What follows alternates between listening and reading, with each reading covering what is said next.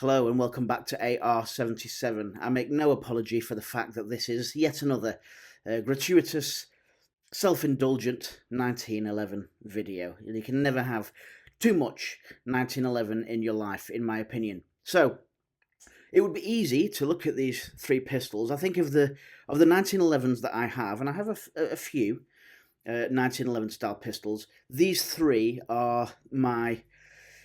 I hate to say favourites, but yeah, my favourites. These are, although I hate to say it, I will say it. For a number of reasons, these three stand out to me as ones that I could not do without in my collection. I'll have to give a notable mention to the Swiss Arms TRS. I particularly like that because of the way it's finished with the chrome and everything like that. But it's actually not a branded replica, if you see what I mean. It's a Swiss Arms product, whereas all of these are fully licensed, branded up, Remington, SIG and SIG. All of these guns, all three of these, and the Swiss Arms actually, are KWC. You've heard me say those three letters a number of times across the videos that I've made for the channel. They're all KWC guns, and it would be easy to look at them and think, okay, so they are all full metal reproductions of 1911 style pistols, all made by KWC, all field strippable, all fairly realistic in terms of weight and size and things like that. So it's just that they're kind of finished in slightly different ways. What I wanted to look at on this video is the subtle differences between each of these guns, because it's those tiny little things, those little nuances that, as a collector, I find really quite satisfying to sort of notice. So we'll go through them in the order that I bought them, and we'll take a look at these three stunning guns. And by the way, I have to say, yes, the introductions to these videos are becoming way too dramatic. But it doesn't get any better than this for me, these three 1911s on the table. So I thought I'd make a bit of an effort on this occasion. Okay, so all three 1911s. The first one I bought was this Remington 1911 RAC, and this is a fairly faithful reproduction of the 1911 A1, which kind of replaced or superseded the original 1911 from 1911. This came into being around 1926, I believe, and you can tell it's a 1911 A1 because specific to this model, and the other two don't have this, you've got that arched mainspring housing there. We've got these kind of small sights, although the sights are broader than they were on the initial 1911. I like this one because it's quite a classic looking pistol. You know, there's no kind of crazy beaver tail or anything like that, or shaping to the grip safety. It's very, very functional. That hammer spur as well, I think they changed that for the 1911 A1 as well, make it a bit longer, I think. But you'll see, like, the safety exists only on the left-hand side. None of this ambidextrous malarkey that you get these days. And of course, in 1926, left-handed people hadn't been invented yet. So you just needed a safety on the left-hand side like that for us righties, and that was the appropriate position to carry your 1911, cocked and locked, or in condition one, you might say, ready to go, because these were initially developed for combat use. And some people would still say, you know, in countries where you can concealed carry or open carry, they would still say, when I carry a 1911, I carry it in condition 1 because that is the way it was intended to be used. You've got two safeties to bypass before the gun can fire. You've got the actual slide safety there, and you've got the grip safety. Both need to be affected, if you will, for the gun to fire. So you must have your hand right up on the gun, and you must have that in fire mode before you can actually pull that trigger. So yeah, that's what they call condition 1. Of course, you've got that third and perhaps most important safety there, your actual finger. That's your safety. You keep that off the trigger until you are ready to fire. Okay, so what else can I tell you about this that is different to the other two? Well, it does have the kind of the 1911A1 trademark shorter trigger travel. Lovely trigger as well, single action only trigger. There's no diamonds on the grip. I know there's no diamonds on these grips either, because these are exactly the same as the grips on the Emperor Scorpion. These are exactly the same as the grips on the We the People edition. But these stay true to that 1911A1 with the diamonds gone from the grip that were on the original. What else can I tell you? I quite like the fact that, as I said before, with the simplicity of this, it does show it's the age of the gun it's trying to kind of be a replica of. You notice all the sort of smoothness on the front of the grip there. There's not a load of checkering and things all over the gun. It's just on the grips there, a little bit there on that kind of back strap or mainspring housing, if you will. But there's a smooth line to this gun. There's none of the rails or anything you'd get from a more modern reproduction. Also, you'll see it has the lanyard hoop or loop. So there's a few details there that make that stand out for me as one of my favourites, let's say, in my collection, because it's a really faithful reproduction of the 1911A1 specifically, not just a generic 1911. Let's move on then to the second one I bought, which is this SIG Sauer We the People. Now, side note, this is now a discontinued line, not the Airgun. I'll hasten to add, you can still get the Airgun, but SIG aren't making the We the People edition 1911, the actual real steel firearm. So for any of those of you who like the look of this gun, this would be a good way to go. It's full metal replica, and it's almost identical to the real steel in every way, shape or form where it counts, really, apart from what it's chambered in. This is all of these guns are 4.5mm BB shooting, CO2 powered replicas. They all are full blowback. I will just mention that they all fully blow back when you pull the trigger. When it's got CO2 in, all three of these guns will blow back, and they are all fully field strippable. Come back to that a little bit later. So you'll see the details here. We have that flat mainspring housing here. Also, because this is a SIG 1911 and a more modern take on the 1911, you'll see that we have an external extractor. Of course, that's a non-functioning piece because this doesn't carry shell casings, if you will. But they've got it in there as a detail, that external extractor. Also specific to this, that the other two guns don't have, is this flared ejection port here. That these are both SIGs, but these are very different in the way that they are put together because they've paid attention to those little, as I said before, those little nuances. So we've got that flared ejection port here, and we also have the more modern broad slide serrations there at the back. One thing I like about the let's just rack that again because it's cool. One thing I like about the 1776 or the We the People edition is the fact that it's kind of a mix of new and old. You'll see that this also has no rail on the front there. It's almost like an homage to the classic 1911, but brought bang up to date with the sort of things like the slide serrations and the skeletonized hammer and trigger and these more modern kind of Novak style sights on the pistol. Also, you have that flared beaver tail there that we don't have on the 1911A1. This also carries an ambidextrous safety, so both sides function as you will. But one thing that I will point out about this, which is different to the Emperor Scorpion. In fact, no, I'll come back to that. I'll come back to that in a bit when I talk about the Emperor Scorpion itself. You've got a lovely bit of checkering here on the front there, which is obviously different to the 1911 A1, the Remington there. And the details on this gun are what really bring it into its own. You have 25 stars on this side of the grip. You have 25 stars on this side for the 50 states, I guess. On top, you have the 13. I don't know if you can see that. Is it going to focus for me? 13 stars there on the top for the, I guess, the original 13 colonies. We do have this "We the People" motif kind of etched into the slide, and that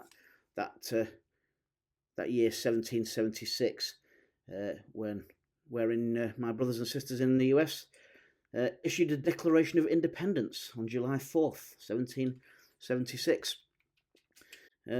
Yeah, and that's when they severed political connections with Great Britain, but we're all friends again now, I would like to think. So let's move on to the final gun on the table. This is once again the Sig Sauer Emperor Scorpion, fully functioning again, just like the other two. And again, you'll see that flat mainspring housing, but details different to the other two. This kind of honeycomb pattern on the back of that is continued onto the grip, so it's kind of the same pattern, or it starts on the grips and continues around there, whichever way you look at it. Obviously, it's a different finish to either of these other two. It's got that kind of more modern painted look to it. That kind of, I think it's, is it flat dark earth that's supposed to be? You've got still the broader slide serrations here. Again, you have the external extractor because it's a more modern SIG 1911. On this one, though, again, different to the other two, you have the front slide serrations there. If for those of you who like to do a bit of a slide check of your pistols, if you're using this for drills and things like that, you might use those if you've got a real steel Emperor Scorpion, so they're going to come in handy. We also have, different to the others, we have that rail on the front there, much like the kind of the GSR 1911 by SIG. This one has an ambidextrous safety, as you can see there, both sides, up and down. What I was going to talk to you about before was, you'll notice that even though this has a ambidextrous safety, the We the People edition, what it doesn't have is a cutout in the slide on both sides. So this one does. The slide is cut out on both sides. Not sure really the reasoning for that, because it doesn't catch anything on that side, although you can see it does catch that element on that side. But again, it's a little detail that makes this different to the others. There's some similarities here, especially with the We the People. You know, the trigger is the same, the hammer is the same, just a different finish. You can see that the sights are the same, and the beaver tail, and the shaping as well. I should have mentioned that both of those two have that kind of shaping on the what do you call it now, on the grip safety, which we don't have on the 1911 A1. So once again, little details. Again, you've got these lovely SIG grips, accurate and faithful to the actual real steel. If you go on the SIG website, you'll see that the Emperor Scorpion carries those same grips, and it looks identical to that, all down to another detail that the other two don't have, this kind of flared magwell at the bottom here. You see that the We the People edition doesn't have that kind of flared magwell there, and of course the 1911 A1 doesn't. And this, what looks like an extended mag here, obviously the actual magazine itself is not extended, but it looks like a kind of an extended mag. So there's lots of things about all of these pistols that are similar, of course, but there are also lots of things that make them stand out as being quite unique, which is why I feel fortunate to have the ability to have them all in my collection.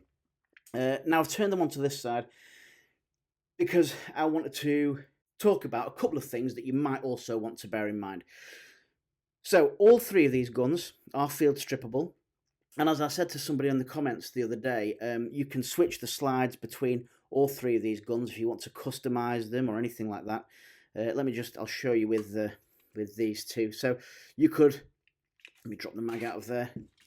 You could, let me just push that back, let me do it on camera, then you can see what I'm doing. Okay, let's just take this apart. You could take the slide off the Emperor Scorpion, and then you could, let me drop the mag out of the 1911A1. You could take the slide off the A1, and then you could take the Emperor Scorpion here, their slide, and that would go on there just nicely. Bring it back to that position again on camera if I can. Pop in your pin, and that works absolutely fine. In fact, that looks pretty cool. I'm gonna undo that a bit of magic though, because I do prefer them in their original setup. Let me just take that back out of there, take that off. Let's send him all the way home. Bring that back to that position. When you're putting this one in, make sure that you kind of, it'd be easy just to drop it in like that, and if you drop it in like that, sorry, it won't go, you won't get it in, and you're going to end up scratching up your gun. So make sure you go in from just beneath that kind of hole, if anything, and then it'll just pop nicely back into position. Let me get this one back on here as well. It's one of the things I like about collecting these guns is the noises that they make. They're just that metal catch noise and things like that, racking the slide. Big part of the enjoyment of ownership of these sorts of guns. So yeah, you can take them down, you can switch over the slides like that. On the mag for the 1911A1, I think because it was an earlier model than either of these other twos, although you can, when you're loading your BBs in, you bring that down and it comes past the point, so the BBs just load in there and then you can send it up. But there's no hole for you to sort of, it'll sit there, but you can't get the BBs in there. You'll have to pull it back a little bit further, and there's no, other than that kind of allowable gap, there's no specific BB hole for that magazine. If you look at, and these two are the same, the SIGs, if you look at these ones with the mag, you bring that down, and again, that clips into place, but there is a designated hole there, allowing you 4.5mm BBs to drop in there. So these two, you could argue, are slightly easier in terms of loading ammunition into those magazines. And the big thing is, I do find all of this stuff way too intrusive. I need to do something about that at some point. I'm not sure which way I'm going to go with that, but because I keep saying I'll do something and then I never do. But it's all a bit too intrusive. There's a similar bit of kind of intrusive writing on the We the People, but it's not as big and brash. I guess because of the colour of the pistol, but it's still apparent there. The best of the three from that point of view is the Emperor Scorpion, because all your warning stuff is underneath there, under the rail, and you've got your caliber information there. Anything that's on the actual sort of visible section of the gun seems pretty good in terms of its accuracy as a replica, and you don't get any of that gubbins distracting. So which do you go for? Well, if you like the classic lines of a traditional 1911A1 in particular, you're going to want to go for something like the Remington. Really good gun. All three of these guns are a joy to own. It's a classic look. It's a historic gun, and that fantastic 1911 shape, nice and clean. The Emperor Scorpion is a great gun to have if you want a bit of contrast. I mean, I love the sort of the black on the dark earth of this gun. Really looks good, especially from the sort of the front end where you've got that recessed barrel. All of these actually have pretty decent recessed barrels. Actually, you can see that goes back away, as does the as does the We the People edition. But yeah, if you want something a bit different and you like that contrast of the black on the dark earth, and a thoroughly modern reproduction of a 1911 that you can still buy the real steel, the Emperor Scorpion is perhaps for you. And then if you want something that you can perhaps no longer get the real steel version of, you've got the We the People edition. Very patriotic for my brothers and sisters in the United States. A lovely reproduction of a gun that means probably a lot more to some people than it does to me as a Brit, but I still love the look of that gun, and I love what SIG did when they created the We the People. You've got this kind of weathered, textured finish. It's full metal. Even the grips on this one are full metal, and there's a slight contrast with the black fixtures and fittings, which also finishes off the gun really nicely. So, pay your money, take your choice. Let me know in the comments which is your favourite, the We the People edition, the Emperor Scorpion, or that classic 1911 A1. Thanks for watching. Thanks for allowing me to get these three beauties back out onto the table. As always, take care, stay safe, all the very best. Bye.